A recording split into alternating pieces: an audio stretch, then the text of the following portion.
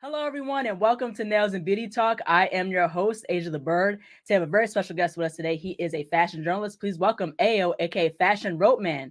Hello, Fashion Roadman, and welcome. Thank you very much for having me. It's a pleasure to be here. Yes, absolutely, Ayo, absolutely. So I want to go ahead and get started by asking where you're originally from and tell us about your upbringing. So when people ask me where I'm originally from, it's a bit of a difficult question because it's that question where, when white people come up to you, like, where are you from? You're like, London. And they're like, where are you really from? And then I'm like, Nigeria. But anyway, I was born in London. I lived in London till I was 9 years old. And then I moved to Nigeria until I was 16, and then I moved back to London. So I've lived between London and Nigeria, basically. Oh, okay, cool. What part of London, are you, what part of London, specifically, Yeah, so I was born and lived and grew up in Southeast London, so an area called Lewisham. Lewisham, okay. It's near like Greenwich and Blackheath. There's like a massive arena in London called the O2 Arena. You might know it. It's like a white dome with spikes. I live close to there. Oh, okay. Okay, yeah, that's really, really cool. So I want to go ahead and get into as far as just education-wise. So what was like your school experience as far as like primary school and like college and things like that? Oh, wow. How much time do we have? Wow. So I actually went to a lot of schools. Like, Wow. I think over the course of my life, I've maybe been to like 12 different schools because my parents always moved and I always moved with my parents and I was always like moving. So like primary school, I went to like three primary schools in London. I went to a primary school in Nigeria. I went to about four secondary schools in Nigeria. Wow. And then I went to like sixth form. I'm not sure what the equivalent of that would be in America, maybe like high school. And then I've been to three different universities. So yeah, Wow. I've been about, but it was an interesting childhood. I mean, there's a really controversial reason why I even went to Nigeria in the first place. Um, because what happened was in school, like when kids fight or like try to bully you, teachers always say, "Oh, you should report to the teachers and like we'll do something about it." Book and not do Right. anything about it. So it got to the point that I was just like, well, I can't keep going to the teachers because they're not going to do anything, and then it happens the next day. So this guy tried to like bully me, and then I like basically punched him, and his tooth like went into his lip, and it ripped his lip open. So because Whoa. that happened, literally, but because that happened, and remember, I only retaliated once because the teachers weren't helping, and because that happened, for Right. some reason, the school decided that I had mental health issues. So they called a psychiatrist to the school, and it was like this Indian lady, and she spoke to my parents and said, "There's nothing wrong with your son. He literally just retaliated to someone that tried to bully him. But the problem is, you're going to have to take your child out of this school because when in schools they label you a certain way, you can't really like change how your kid is being labeled." So that's why my Right. parents asked me, "Oh, well, you can go to another school, or you can like go to Nigeria or whatever." And I don't know why at that age I was just like, I want to go to Nigeria. I think I was just tired of London at that point. Right. Um, Exactly. but why that story is important is because I think my love for fashion actually came when I was in Nigeria, because I think in Nigeria there's a way bigger focus on fashion than say in London. Like in Nigeria, there's this concept of like your Sunday best. Everyone like overdresses to go to Yeah. church. There's certain things that you don't get away with in Nigeria that you get away with in London. For example, in London, I see people every day and their shirts aren't ironed. And it's so weird to me because in Nigeria, if you don't iron your shirts, people are gonna like make fun of you. Like, what's wrong with you? Why didn't you iron your shirt? All right. So there's like a certain focus on like fashion and style, even if you're not Yeah. really into fashion. Like everyone takes their clothes to the tailor, so you learn like how clothes are supposed to fit. Whereas I don't in London, there isn't really that culture of like working with tailors and stuff. Everyone just buys stuff off the rack. Right. So that was kind of what led to my love for fashion, like my time in Nigeria. So by the time I came back to London, I was like totally into it. Yeah, that's really, really cool. And it's so interesting because that's like we're here in the States, like with, Black American culture, also with like the Sunday best of church and things like that, with the suits and, the tailored, dresses and things like that. So it's really, really cool how also in Nigeria as well, with the headdresses, Yeah, dressed to the nines and things like that. And that's cool with the diaspora as far as fashion, because not only is it about the tailoring, but it was also about the play with different colors. And that's what I liked about certain parts of Africa. They play with like patterns and colors and things like that. yeah, 100%. Yeah, absolutely. So I want to go ahead and get into Central St. Martin's. So you attended Central St. Martin's for fashion journalism. So while you were there, you worked with the fashion brand. So tell us your experience as far as, attending Central St. Martin's to study fashion journalism, but also to talk about like as far as what was the decision behind getting into journalism? So when I was in Nigeria and I got into fashion, I think I already thought to myself that I wanted to work in fashion in some capacity. So when I came back to London, I was like 16 and I was like trying to figure out where I fit in the industry. So I Right. did a few internships. I worked in so many different roles from like marketing to just general intern to like pattern making and all this stuff. And Right. I think over the course of all those years, I realized that what I enjoyed the most is the discussions I would have with people about fashion. And I Mhm. loved reading about fashion. I loved talking about it. I loved sharing it. And I thought, well, what is the job to do that? And that would be journalism. But by that Right. time, because when I had finally decided that I wanted to be a journalist, it was kind of Mhm. too late because in school, from when you're 16, you have to choose what you want to study at school because that will determine what subjects you pick and all that sort of stuff. And because I was like, well, I don't know what to do. I'm good at science. I'll just do chemical engineering Right. because it seemed like the safest option, if that makes sense. Mhm. Um, and then when I was studying chemical engineering, I was doing these internships that I'm talking about alongside my degree. And by the time I finished my chemical engineering studies, I already knew that I wanted to work in fashion.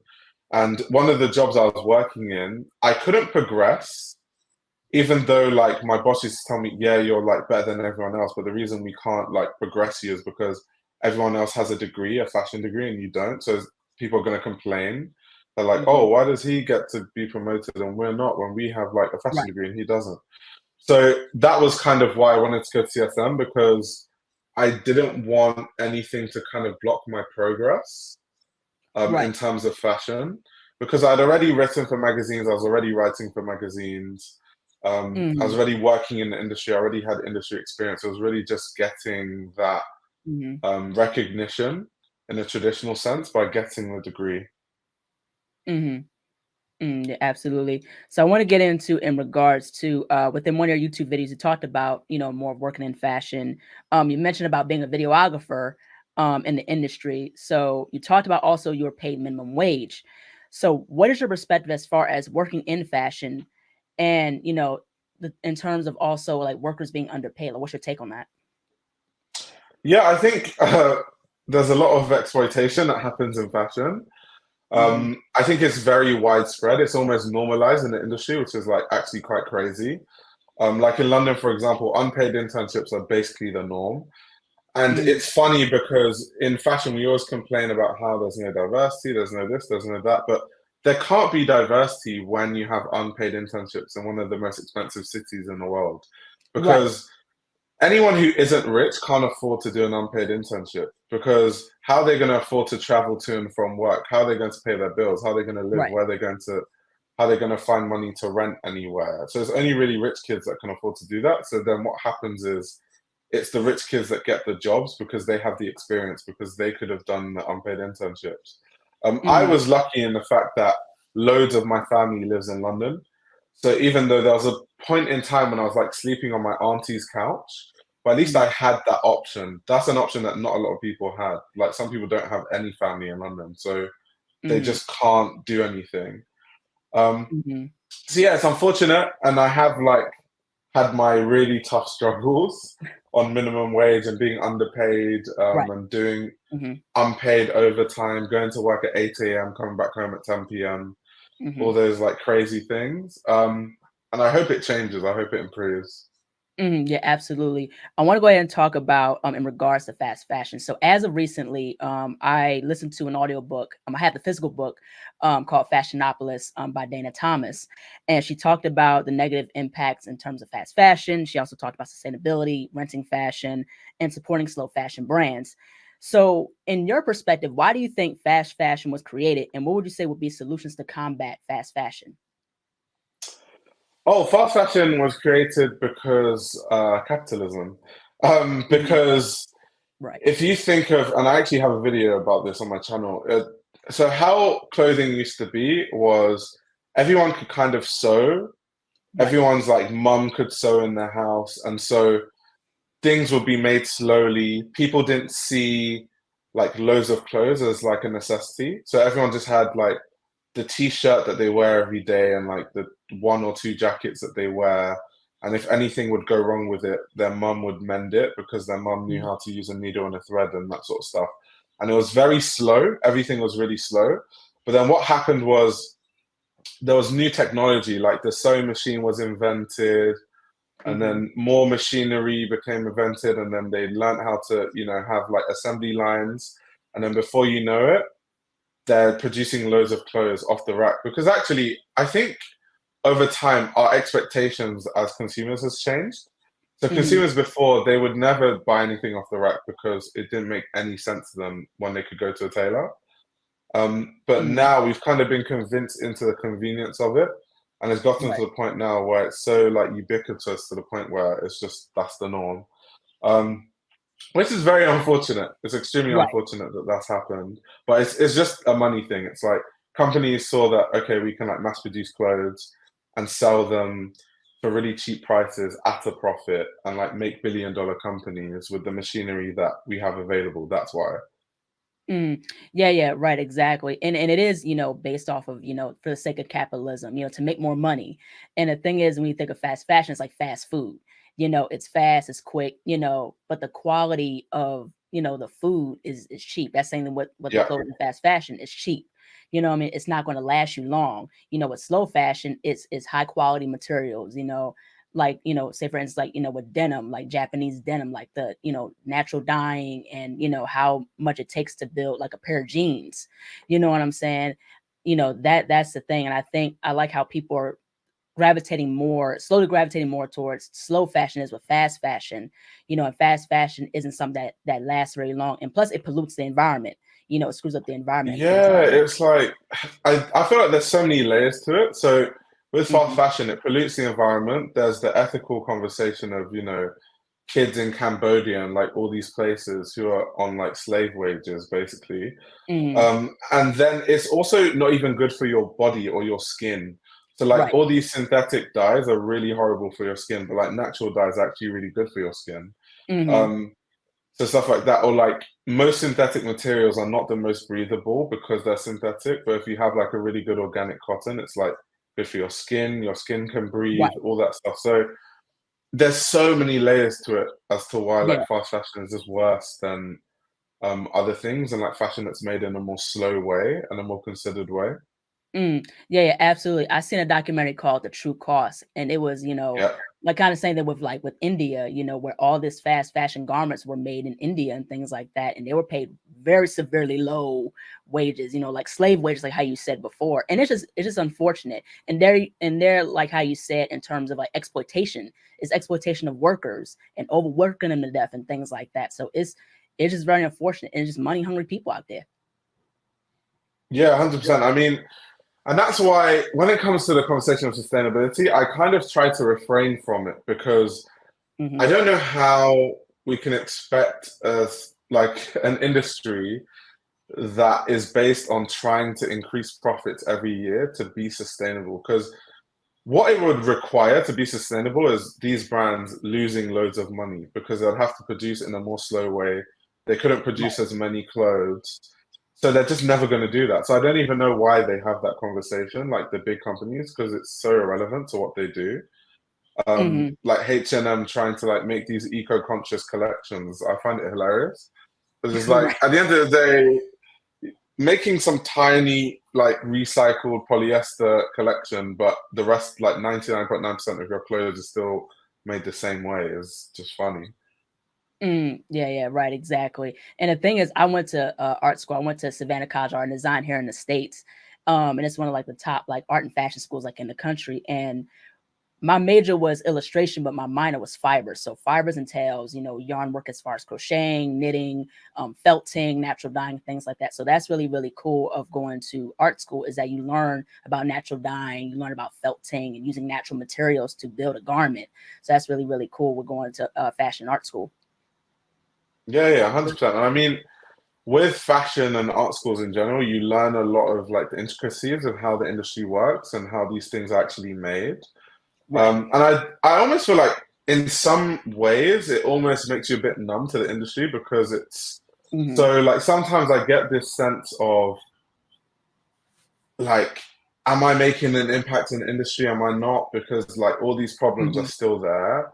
And like, what can I do to like help it? Can I educate? Like, how do I educate? What's the best way to do it? Because yeah, it's just like, for example, and this is just how fashion is anyway, but the biggest conference of the year, I think it was COP28, the biggest Mm-hmm. sustainability conference in the world. The president of it was this guy from Saudi Arabia, who's the president of the biggest petroleum company in Saudi Arabia. But Mm-hmm. petroleum is literally the most polluting industry in the world. And Mm-hmm. he was trying to make an argument at the conference as to why it isn't that as polluting as people think. So I'm like, when you have literally the president of something that's supposed to be like the gold standard of sustainability, he's Mm-hmm. literally from the most polluting industry in the world. And he has like Mm-hmm. crazy lobbying power. Like these are the kind of people that can instate what governors and what presidents they want in government so that they can bend to their will. And that Mm-hmm. just shows you how corrupt the whole system is from top to bottom. Right. Mm. Yeah, right, exactly. I want to get into as far as luxury. So I saw another video of yours where you talked about luxury brands are a waste of money. You mentioned that luxury isn't luxury anymore. And, it's basically giving a point of view that people are misdefining what luxury is. So in your perspective, what is truly considered luxury? So to me, luxury is all to do with craft. So it's about, high quality materials, high quality fabrics, um, clothing that's made in a very considered way, clothing that's made to last, and like it Hmm. lasting is literally a top priority when it's being Hmm. made. That to Right. me is luxury. I think now, Bernardo Arnault is kind of one of the big players who has managed to do this, but they've managed to use marketing as a way to change the definition of luxury so that they can Hmm. get away with selling cheap t-shirts for $500. So Hmm. that to me isn't luxury. I think that almost luxury in the sense of the brands that we associate with it definitely doesn't exist. There's Right. almost no luxury you're going to get from some of these big brands like Gucci and like all these other like has gone completely down the drain. The Hmm. prices of their bags go up constantly, and the quality also goes down as the prices go up. It's like jokes. Um, but it's just because of profit margins. Because if you think of Right. what's the bottom line of these companies, every year they want to have economic growth, and Hmm. they literally fire like Gucci fired Alessandro Michele because the growth slowed down, not because they're making a loss. They were still making a profit, just that the growth slowed down slightly, and so all the shareholders panicked, and then because there was that panic, then the actual value of the shares went down and they're like, Mm. "Oh, this is like a disaster," and then they got rid of him. So when you have brands that are literally that hungry for profit margins, you're just not going to get luxury. It's just the quality is going to go down constantly, and then they're going to market to you that luxury is a feeling, it's a sensibility, it's how it makes you feel. It's like not really. Luxury is It's actually not. should just be a high quality, well made garment that's made to last. That's luxury. Yeah, absolutely. Yeah, luxury. Like how you said, it's handcrafted. It's with real materials. It has nothing to do with feelings. Exactly. you know, Exactly. you know what I mean? It's just you're trying to water something down, and that's not what the word means. Like luxury is Yeah. something that people want. People want high quality stuff that lasts a long time, like something that people can pass down to for years on, like 10, 20, 30 years from now. You know what I mean? With fast fashion, there again, that stuff is not something you would pass down 5 to 10, 20 years from now. It's not going to last very long, but when you create something with higher quality materials, it'll last you a long time. Yeah, I think so. A lot of these brands, they're really smart, right? So it's how they market. And I think because as a Mm-hmm. journalist, like I really study like the exact words that brands use. So when they say things like, "Oh, luxury is how it makes you feel," what they're doing is because back when luxury was about the craft, when these brands were actually made, like when Gucci himself was making products and making leather goods, and it was actually about the quality, and he Mm-hmm. wanted like kings and queens to use his products, which is why he went out of his way to make the quality as high as possible.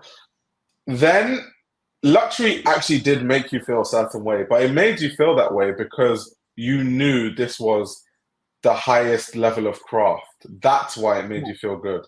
So the Mm-hmm. brands are using that understanding and being like, luxury is a feeling. And it's like, yes, but back then it was for a different reason. It's because you Right. actually know you're getting quality. Now it's just about the actual brand name rather than actually what that brand's supposed to represent. Mm-hmm. Those brands built their name because they made the best products in the world. But Mm-hmm. now you all you have is the name, but you don't have the quality anymore. So yes, it's about how it makes you feel, but they're kind of manipulating it in a way because the reasoning why it made people feel that way is no longer there, which is the quality. But unfortunately, consumers aren't that educated these days. So they just Mm-hmm. buy anything and just assume that, well, if it costs this much, then I'm paying for what I get. And right now, there's no correlation between quality and price, which is insane. Yeah, yeah, right, exactly. I want to get into as far as, building a successful fashion brand. Like in your perspective, what goes into building a successful fashion brand? What are some of the reasons that some fashion brands fail? And what are some things as to the reasons why some fashion brands succeed in terms of marketing, branding, and things of that nature? Um, I think there's so many reasons. Like we could actually have this conversation for a really long time. There's so many like moving parts. But to kind of summarize, I think a lot of brands that fail, most times it's a lack of like business acumen or business understanding. Because most designers I know personally are talented. Like Mm-hmm. most designers I know that want to start a brand, like the ones I went to school with at CSM, they're all good. Like I don't think there was one of Mm-hmm. them that I looked at their work and was like, that's horrible. I don't even think there was one. So Mm-hmm. it's just a lack of business, and it's actually our fault. I think in London we have this mentality of like money is a taboo topic. No one likes to talk about money, and so therefore that's kind of like our culture. And when you go to CSM, they don't really talk about business and like finance. They're just talking about ideas and creativity. And it's like that's cool, but creativity won't pay the bills. You have to mix the two. There's no Right, point being super creative if you end up homeless, and that's just the reality of life. But right, unfortunately, in London, we kind of have this like airy fairy understanding of the world where it's just like it's all about being creative and like all this stuff. And so you have a lot of designers that graduate from CSM and just don't have a clue, and they get exploited. They sign horrible deals. They have unfavorable deals with factories. They mm-hmm. don't know how to allocate funds properly, so they're here for 2, 3 seasons and then they're gone. That I Mm-hmm. see so much in London. Like I see it all the time. So I would say just a lack of like business knowledge is a big reason why the brands fail. And then the brands that do well, they actually understand business. Mm-hmm. Yeah, right, absolutely. So I want to get into as far as with Ajahn Tally. So I listened to Ajahn Tally's book that he put out before he passed away. God rest his soul. It's called The Chiffon Trenches, and he talked about the treatment he endured during his time in the fashion industry. So he mentioned the racism he faced while being in the industry, quoting, "People have said many bad things about me. They used to call me Queen Kong. I was like an ape. I was a gay ape Queen Kong, but I had to move on." What's your take on Andre's story and his impact in the fashion industry in your perspective? I think Andre had amazing impact. First of all, I will say I think that during Andre's time, he was probably one of the most intelligent fashion minds. Hmm. I Agreed. like observing him and Anna Wintour. I think he damn near taught Anna Wintour most of what she knows about fashion, just from Hmm. the way he even spoke about it and the fact that he was around Anna Wintour all the time. So I think he has an amazing legacy. I think that he's a big reason why a lot of designers got to the top of the heights like they did. Like he was good friends with people like Karl Lagerfeld, and they would literally like run off ideas off each other. And Karl Lagerfeld is known as like this like insane mind, and he is. Hmm. Um, but there's people that like help with these things, like Andre, like how to filter your ideas, like how do you design this collection in this certain way that like makes it better. So I think he had an amazing impact. I think with the racism in fashion, once again, that's a very difficult thing to challenge because most of the industry is white, but it's not just white. It's like rich, upper class, like elitist white people. It's not even like white people that I grew up around in London. It's Right. literally like Yeah. rich, like I don't know, like live in Beverly Hills, live in Hmm. like Manhattan type of rich white Yeah. person. So it's just very hard. Even now, like as me as a black journalist, most of the places I go to, I'm the only black person, which is insane. Like I go to like fashion conferences in Italy, I'm the only black person. I'm a judge in an award, I'm the only black person. So it's just so even now, there's still a lack of diversity in the industry. So I can't even imagine what he was going through then. I Hmm. literally can't imagine. Mm. And the thing is, with Leon Talley and his legacy, he was a very brilliant mind. He was a fashion scholar. Like he knew his stuff, Literally. like from top to bottom. You know what I mean? He studied under Diana Vreeland. Yep. You know what Yep. I mean? So, to hear about his story, just the impact, not only it inspires you, but also too, it gives you a sense of, understanding, like empathy and, sympathetic to a story because like, he endured so much. You know what I mean? So much stuff that he was going through. It was crazy. So, but definitely he held a very prominent legacy and he held a standard. He's at the top tier in terms of a standard. No, I totally agree. And I mean, just also as a black journalist myself, there aren't too many examples for me to look at in Hmm. terms of success stories, in terms of writers. Like, if I think off the top of my head, it's really only Leon Talley and Robin Givhan, and that's it. Hmm. Which is actually quite insane, considering that a lot of fashion is influenced by black people. Right. A lot of like historically, especially like black Americans, like if you think of like certain silhouettes, zoot suits, all these things that get Hmm. copied. The fact that like Dapper Dan was doing certain things and then Gucci literally copied his aesthetic. Like Hmm. all these things is kind of crazy that you have black Americans, especially more so than anyone else, steering culture, but they're not being they're not given a seat at the table, even though they're the ones Right. that literally create most of the culture and create most of the fashion. It blows my mind. So that's why Aljo Leon Talley's story is even more impressive, because most people just aren't given a seat at the table at all. And he persevered through the whole thing to basically create Yeah. his own seat. Yeah, yeah, absolutely. Yeah, he created his own table, absolutely. And the thing is, no one talks about the black designers like, Patrick Kelly or Jay Jackson, 100%. Fanny Chris, who was a seamstress. I just, learned about her as of recently, about her, garments and, her pieces and things like that.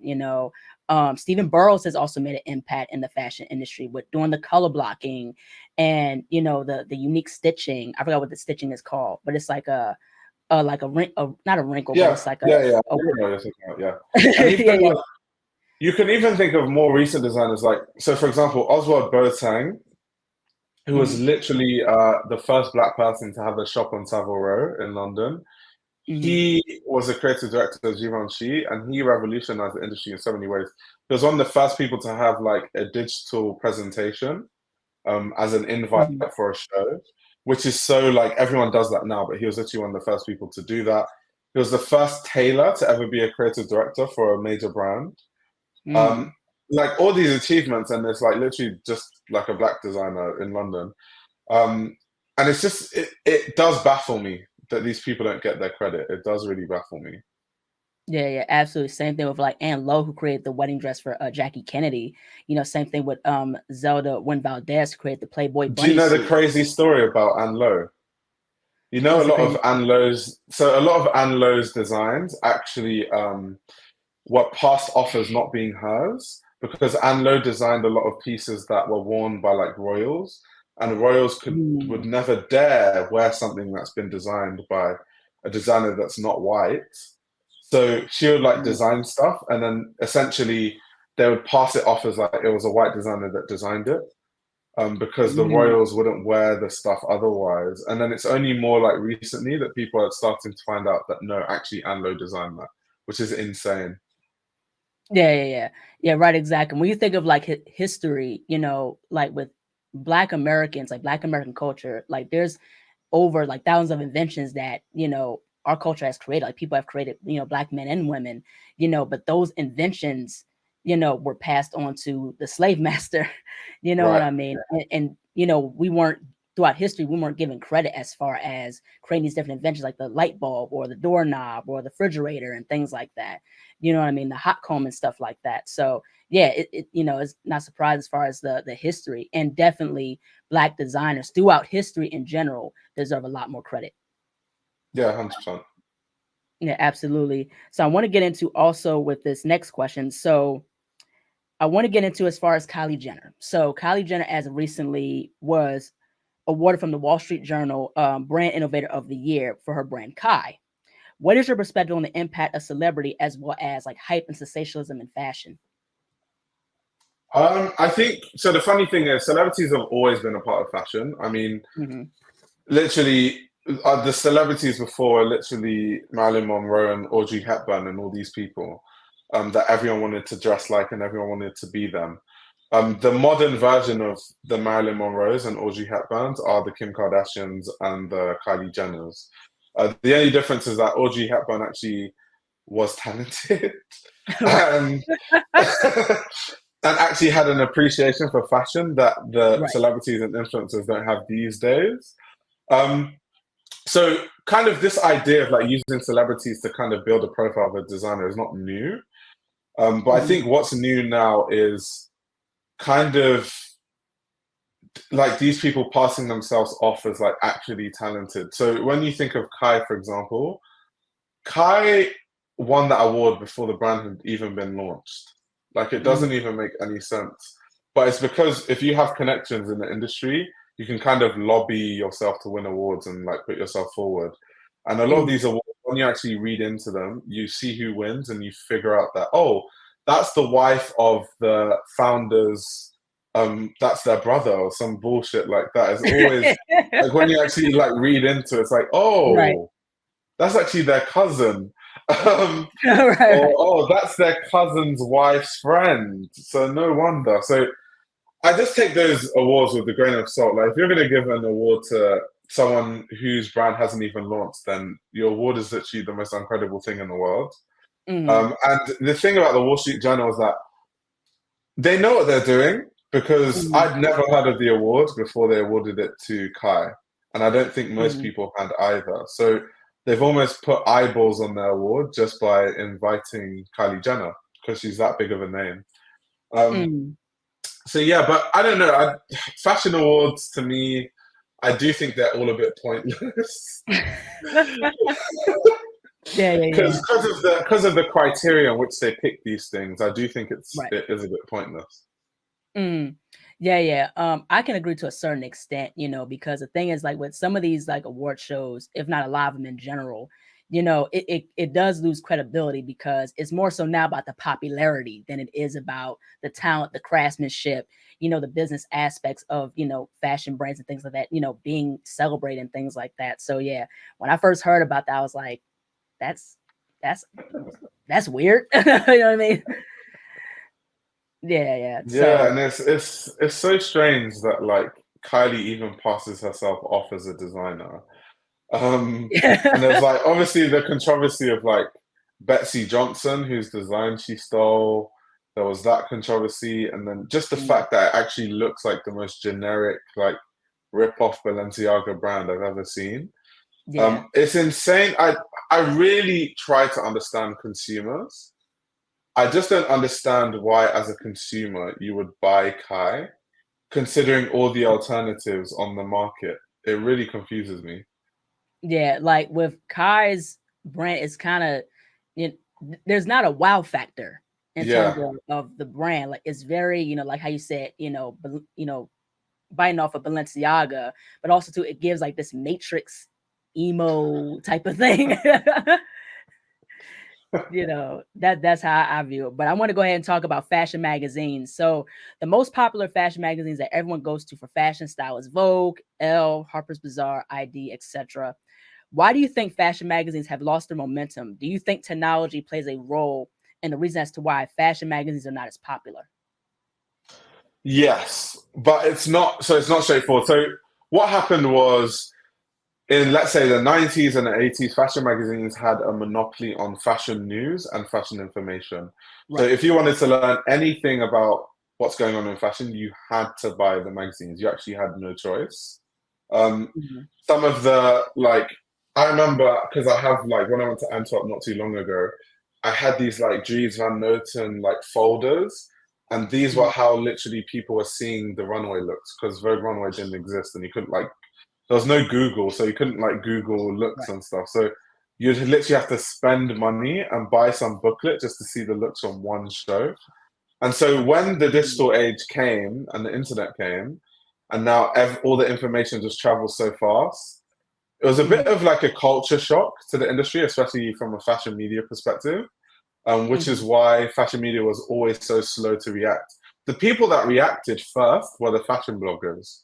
The fashion Mhm. bloggers were the writers who realized that print is not like by the time you get the information in print, it would have gone around on the internet like a million times already. So you had these people, some of them who had literally written for mainstream magazines. These are people like the Diane Pernays, and she had a massive blog, a shared view of fashion, and these are the first people to react. And so you had the bloggers, then you had the different eras. You had the YouTube era, now we have the TikTok era.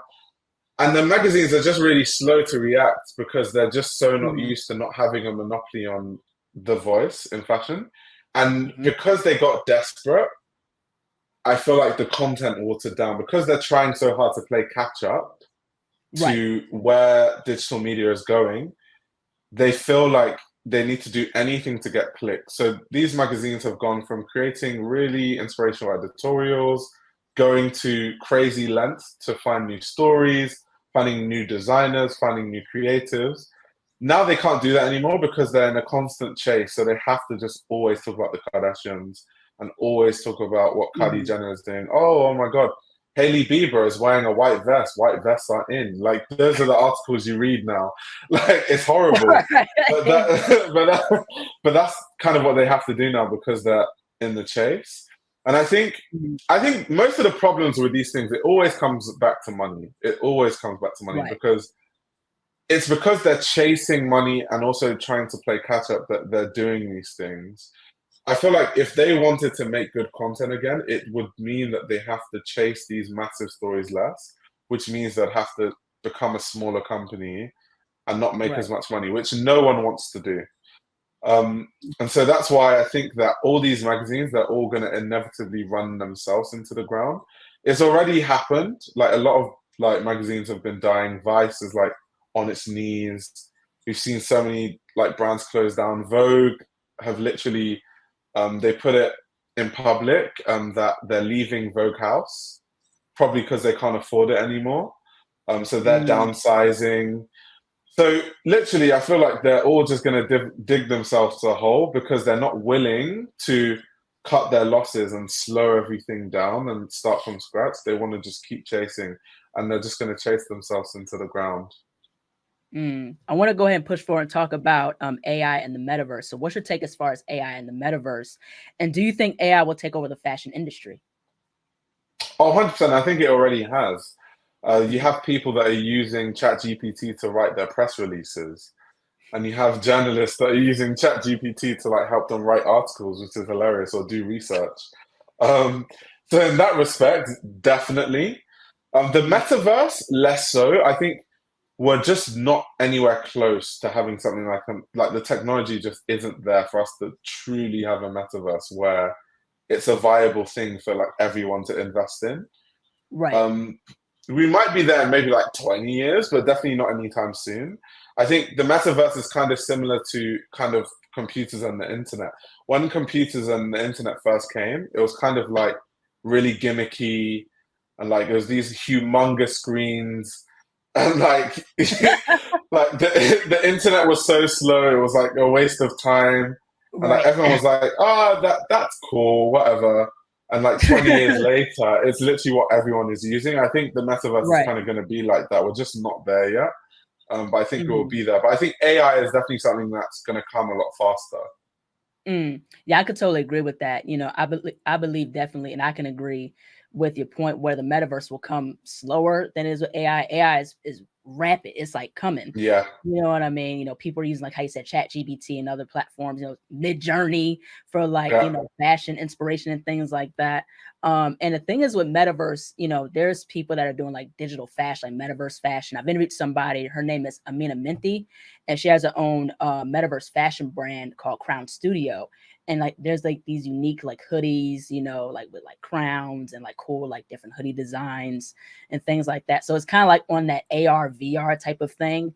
You know what I mean? Mm. Augmented and virtual reality type of fashion and things like that. So you have like platforms like DressX that's into digital fashion, that sells digital fashion design, stuff like that. So it's kind of like more in the like the NFT Web3 aspect of things. So yeah, technology is growing very fast, in terms of fashion. 100%. But I think because I use AI for so many things, like I use a platform called Otter AI, and that's Mm-hmm. what I use to transcribe interviews, especially when I'm working on my magazine. Um, Mm-hmm. because the AI can understand like different accents, so Right. it transcribes better than like normal transcription stuff. I think the only thing that I'm scared of is like, and I've always had, I'm always a skeptic, is like if AI becomes too smart, will it just like hack into my laptop and like just like start fucking with me or something? Right. Yeah, that'd be kind of scary though. That'd be real scary. That's what I'm scared of, because when people, because like YouTube, for example, people say, "Oh, the algorithm is designed to like learn on its own, and we don't have any control over it." That's kind of scary, because Yeah, if yeah, something becomes so intelligent that it's smarter than us, then what happens then? yeah, yeah, right. Because already out now is like self-driving cars to a certain extent, like I'm scared of that too. like yeah, self-driving cars, some other stuff, but also too, there's like this thing called Dolly, where you give Mm, it some keywords and it'll draw like a picture and things like that. So that's out now, and artists, like whether the illustrators or animators and things like that worry about like will AI take over as far as with animation, illustration, or concept art and things like that. And the thing is, I think even though AI is getting bigger and it's inevitable, it's not going to replace human creativity and the human mind. Oh, 100%. I mean, even that's a conversation in fashion journalism where it's like, well, Chat GPT and just like all these AI tools like replace the need for a journalist, because you can just Mhm. tell like Chat GPT, oh, write an article about what's going on in fashion right now, and then it just does it for you.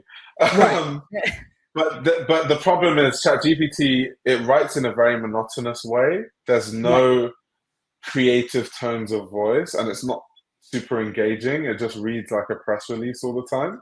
And Mhm. so even with that, like these tools being around, they're kind of what they Mhm. are, tools to help Right. us in doing a lot of things, but they're not going to completely replace whole industries and whole jobs. Definitely not. Yeah, yeah, absolutely. I totally agree with that. Now, if you had a top 5 list of your favorite fashion designers, who would they be and why? Oh wow. So I'd say Anzu Lamista, Mhm. Rick Owens, Yoji Yamamoto. Um, those are like my top three. I've never really had to think about a five. If I was to add two more, I would maybe say Elsa Scaparelli Mhm. and Martin Margiela. Mhm. Um, and why? I think that all those designers, they're innovators in their own way. They Mhm. also have a very distinctive design language. So, like when you see a Rick Owens piece, it doesn't matter if it's trousers, a t-shirt, a jacket, or Yoji or Margiela or any of that, like Scaparelli, you know it's them. And Mhm. it takes a crazy amount of design skill to have such a strong design language that regardless of what you make, it's quintessentially looks like something that you would make. Even if it's Mhm. footwear, even if it's literally socks, even if it's a hat, Mhm. you just look at it like, oh, that's Rick Owens.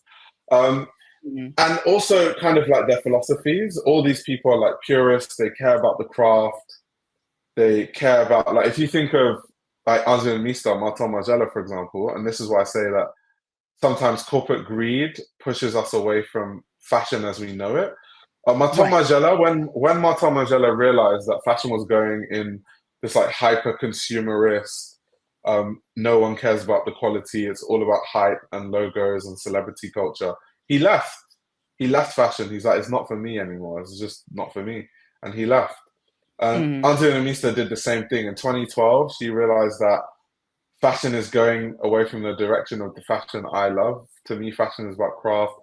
It's about saying things, saying as much as you can through your clothing. It's about the empowerment of women. It's about, making women look good. And now it's just about, hype and just like flex culture. And she left. So that's the thing. Mhm. Also, I like the philosophy of a lot of these designers and the way they think about fashion. It's what I agree with, and I have that same mentality. Yeah, totally understandable. Yeah, because the thing with there again with fast fashion, it took away from the exclusivity of fashion. There again with the definition of what luxury is. It's not just anything. It's about the quality and the time it takes to build a garment or an accessory. Some of my favorite designers, I would say, as we say, I looked at Robert One. Robert One's work, his is phenomenal. I love like the Yeah, craftsmanship. I love like how he creates these unique pieces and he's inspired by nature. And that's really, really cool. Another person I would say is Alexander McQueen. Alexander McQueen, like, especially the early like 2000s or like into the early 2010s, like his stuff was very, very remarkable. It was like, this corte, like high ends, like unique, costume haute couture design that I really like, and it's also same with him, like, nature, playing with textures, playing with color and things like that. That's same with Terry Mugler in the mid or late 90s. I love Terry Mugler's fashion shows from the 90s. Like it's right. the best, Like complete fashion shows. spectacles. Yeah, yeah. I like those, types of things where, with Terry Mugler, he played a lot with materials. He did a lot with manipulating silhouettes in different ways. That's same thing with Garth Pugh. Same thing with Garth Yeah. Pugh. Even though it was like more of like that dark goth type of thing, but I love how he played. Do you know what's funny? It's funny that you bring up Gareth Pugh because I think he's probably one of the most copied designers today. Mm. But I think a lot of people aren't too familiar with Gareth Pugh's work, so that's why people don't see it that way, which is quite interesting. Hmm. Yeah, another designer I would say, like how you said on your list, is Elsa Schiaparelli. I love just the consistency with the luxury and the uniqueness of her Right. pieces. You know what I mean? Like especially the accents of like the hardware, the gold. Just the uniqueness and how playful it is. It's luxury, it's classy, sophisticated, but it's playful at the same time.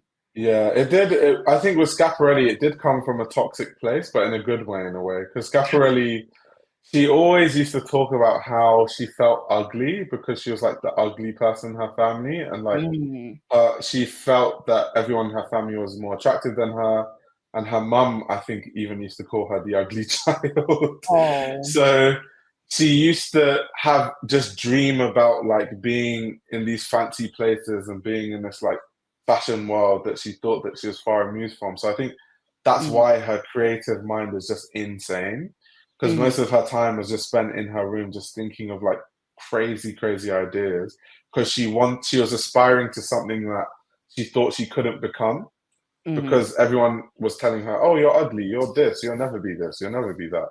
So Mm. she dreamt of being in those places and being in that. So that's why I think that her mind used to wander to some crazy places. Mm.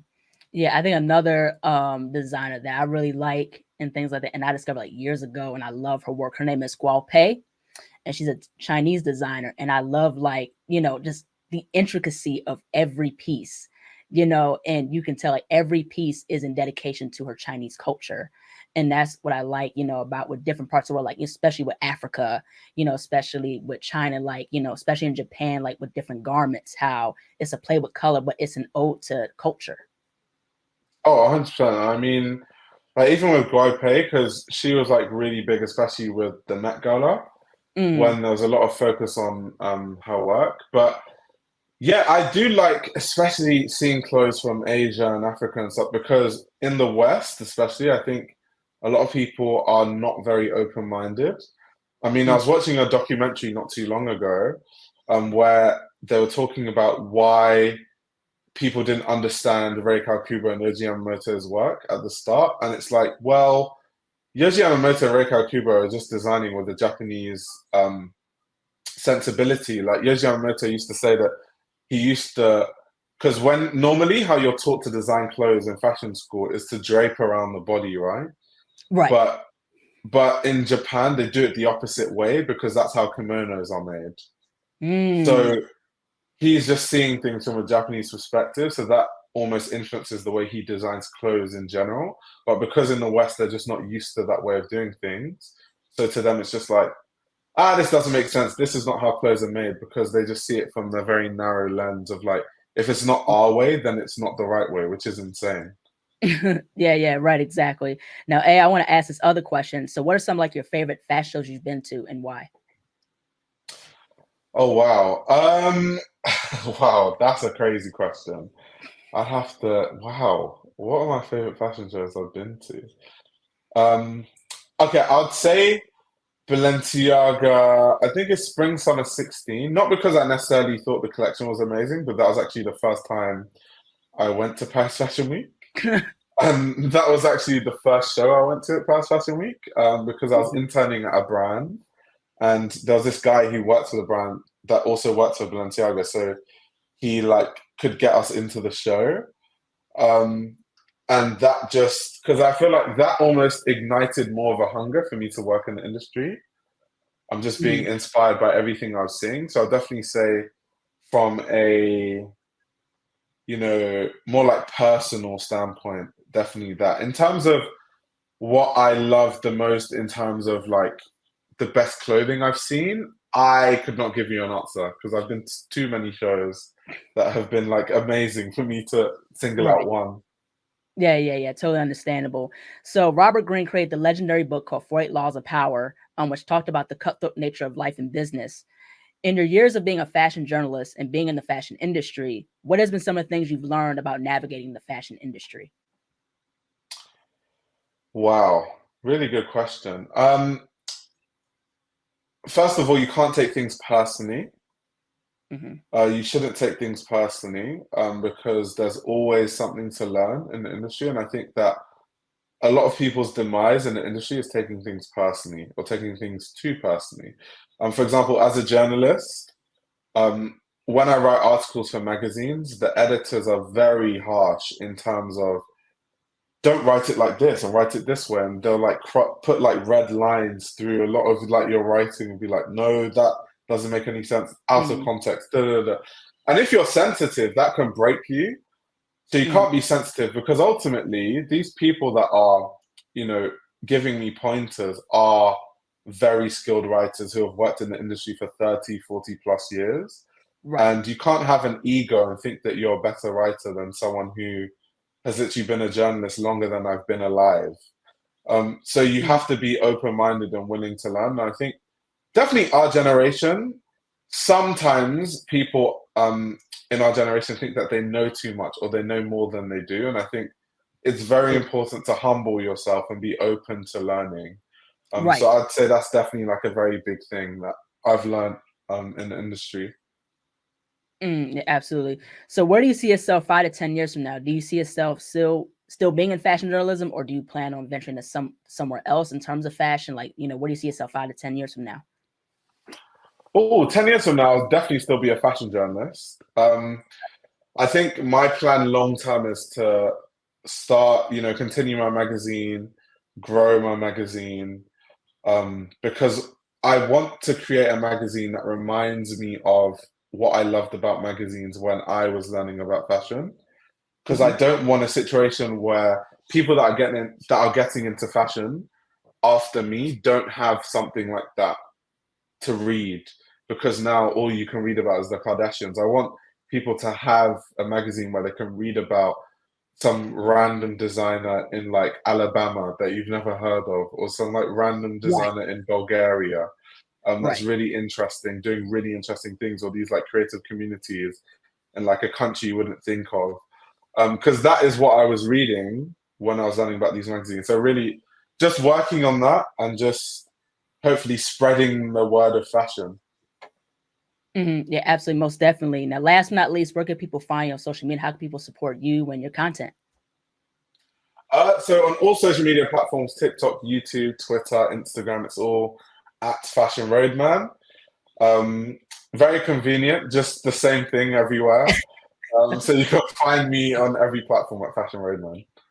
Yeah, that's cool. Well, thank you so much, Io, for jumping onto the show. I love what you're doing as far as fashion insight, fashion journalism and things like that. And I like how you're educating the mass of people about different designers and giving your insight on fashion. So this is a really cool discussion, me and you talking about, our perspectives on fashion and things like that. So thank you so much for jumping on.